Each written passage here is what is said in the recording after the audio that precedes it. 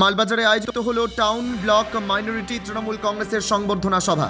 বৃহস্পতিবার দুপুরে মালবাজারের উদিচি কমিউনিটি হলে এই সভার আয়োজন করা হয়, যেখানে পৌরসভার মাইনরিটি ওয়ার্ড কমিটির নবনিযুক্ত সভাপতি এবং অন্যান্য সদস্যদের সংবর্ধিত করা হয়। সংবর্ধনা সভা হলেও এদিনের কর্মসূচিতে উঠে এলো রাজনৈতিক উত্তাপ। মঞ্চ থেকে সরাসরি এসআইআরের বিরুদ্ধে ক্ষোভ উগরে দিলেন তৃণমূল মাইনরিটি সেলের জেলা সভাপতি মিজানুর রহমান। সেই সাথে ভোটার তালিকা থেকে নাম বাদ দেওয়া প্রসঙ্গে বিজেপি নেতৃত্বকে কড়া হুঁশিয়ারি দেন তিনি। এদিনের এই সভায় উপস্থিত ছিলেন রাজ্যের মন্ত্রী তথা মালের বিধায়ক বুলুচিক বরাই, পুরসভার চেয়ারম্যান উৎপল ভাদুরী, টাউন তৃণমূল কংগ্রেস সভাপতি পুলিন গোলদার এবং সহ বিশিষ্টজনেরা। সভার শেষে আসন্ন পবিত্র রমজান উপলক্ষে ইফতার সামগ্রী বিতরণ করেন তৃণমূল নেত্রী তথা বিশিষ্ট সমাজসেবী নেহা দাস।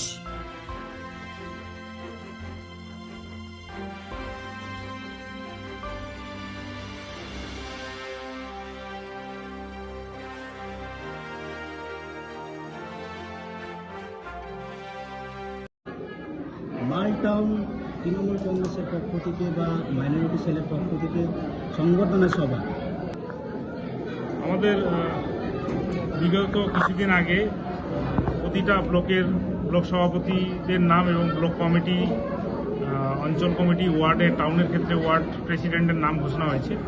তো সেটা একটা দলীয় আজকের যে প্রোগ্রামটা একটা দলীয় একটা আমাদের প্রোটোকল, যে যারা নবনিযুক্ত, যারা দায়িত্বে এসেছেন তাদেরকে একটা সম্মান জানানো।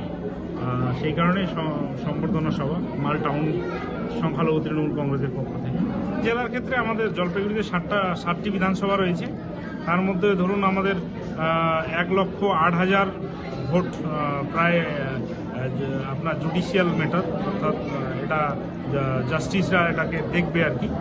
তো আশা করি আমরা যেভাবে আমাদের রাজ্যের মাননীয় মুখ্যমন্ত্রী এর পিছনে লেগে আছে, সুপ্রিম কোর্টে বারবার মাননীয় মুখ্যমন্ত্রী যাচ্ছেন, তার ফলেই এটা আমাদের একটা ভালো দিক যে এই 60 লক্ষ, সারা পশ্চিমবঙ্গের 60 লক্ষ যে ভোটার আন্ডার জুডিশিয়াল প্রসেসে আছে, সেই 60 লক্ষ মানুষের বিচারাধীন, যে তাদের বিচার হবে, যে তারা সঠিক কাগজপত্র অলরেডি জমা হয়ে আছে। তো এটা হচ্ছে বিজেপি এবং নির্বাচন কমিশনের এটা যোগ সাজিশ। এরা বিজেপি আর নির্বাচন কমিশন, আমরা এখন বলতে পারি যে নির্বাচন কমিশনের যে আমাদের রয়েছেন, উনি এখন বিজেপির কথা মতো উঠে বসে, বিজেপির একটা শরিক দল বলা চলে। ওনারা নির্বাচন কমিশনের ভূমিকায় পালন করছেন না। ওনারা ওনাদের ইচ্ছামতো মানুষকে ব্যবহার করছেন, ইচ্ছামতো। দেখেন, প্রথমে বলেছিল 2002 সালে যাদের ভোটার লিস্টের নাম রয়েছে বা তাদের পিতামাতার যদি নাম থাকে তাহলে তাদের ক্ষেত্রে অসুবিধা হবে না। এমনও এখন আমরা দেখতে পাচ্ছি যে 2002 সালে ধরুন আপনার নাম রয়েছে, আপনিও জুডিশিয়াল ইয়ের মধ্যে চলে এসেছেন, বা আপনার ভোটও ডিলিট হয়ে গেছে। তো এটা হচ্ছে বিজেপির টোটালটাই বদমাশি। এটা আমাদের রাজ্যের যে বিরোধী দলনেতা এর আগে বলেছিল বারবার 1,20,00,000 ভোটার রোহিঙ্গা এবং বাংলাদেশি বলে বাদ দেবে। তো রোহিঙ্গা আর বাংলাদেশি তো কেউ নেই এখানে, সকলেই ভারতবর্ষের নাগরিক, পশ্চিমবঙ্গের নাগরিক। আমাদের এই বিরোধী দলনেতা যে রয়েছেন, ইনি বিজেপির সঙ্গে দিল্লির যে ওনার বাবা রয়েছেন, ওনার বাবা মোদি, এবং ওনার কি বলবো সতেলে বাপ হচ্ছে অমিত শাহ। তো এনারা দুজন মিলে এই পশ্চিমবঙ্গবাসীকে হ্যারাসমেন্ট করছে। আমি পশ্চিমবঙ্গবাসীর কাছে একটাই আবেদন করি যে আপনারা এই বিজেপি না আসার আগেই মানুষকে এত হ্যারাসমেন্ট করছে। সাধারণ, বিশেষ করে দেখবেন যে খেটে খাওয়া দিনমজদুর যারা রয়েছেন, চা বলয়, বাগান বস্তিতে যারা বসবাস করেন, সাধারণ মানুষ, মধ্যবিত্ত পরিবার, তাদেরকেই সমস্যার মধ্যে দীর্ঘ 2 মাস ধরে হ্যারাসমেন্ট করছে। বারবার বিডিও অফিসের লাইনে দাঁড়ানো, বারবার নোটিশ করানো, হ্যারাসমেন্ট করানো, বিশেষ করে সংখ্যালঘু সম্প্রদায়কে টার্গেট করে করা হচ্ছে। আমি এতটুকু বলতে চাই যে আমরাও চুরি পড়ে বসে নেই, সংখ্যালঘু তৃণমূল কংগ্রেসও চুরি পড়ে বসে নেই।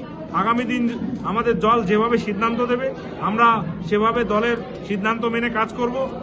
যদি বিজেপি বেশি বাড়াবাড়ি করে, এর উত্তর ভয়ঙ্কর হবে, এর প্রতিবাদ ভয়ঙ্কর হবে।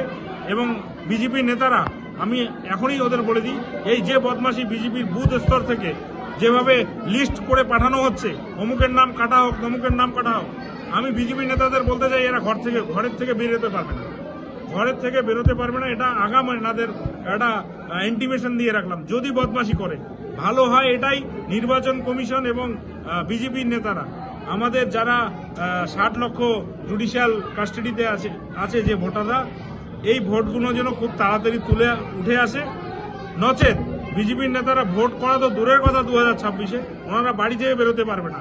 এই জনগণ কাউকে ছেড়ে কথা বলবে না, যেভাবে জনগণ হ্যারাসমেন্ট হয়েছে।